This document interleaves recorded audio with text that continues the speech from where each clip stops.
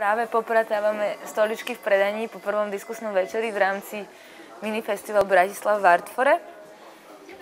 A vlastne toto už je 6. ročník, kedy sa celý týždeň stretávame vždy o 7. na diskusných večeroch v Artfore. Teda výnimka je zajtrajší večer, kedy je diskusia v Univerzitnej knižnici. A témou dnešného ročníka, alebo teda tohtoročného ročníka, sú zmeny, iný pohľad na Bratislavu.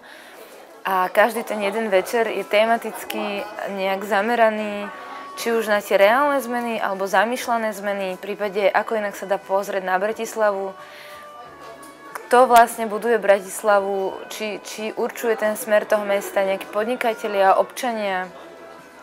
Zameriavame sa aj na tie rôzne spodné prúdy mesta, kde ľudia bez nejakých demonštrácií alebo vykrikovania na tých mestských zasadaniach si tak uvedomia, že čo by asi chceli a idú za tým a vlastne to dosiahnu. Vďaka tomu aj pribudli lavičky alebo možno parky, stojany na bicykle po meste. A vlastne každý jeden večer je tak tematicky učelený pod zastrešujúcim názvom Ja Bratislavčan. A završí to vlastne sobotný deň celý, kedy sme výnimočne otvorení od 9. do 20.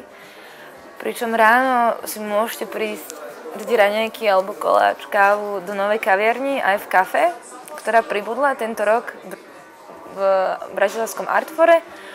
Následne zhodou okolností sa koná aj dobrý trh na Panenskej.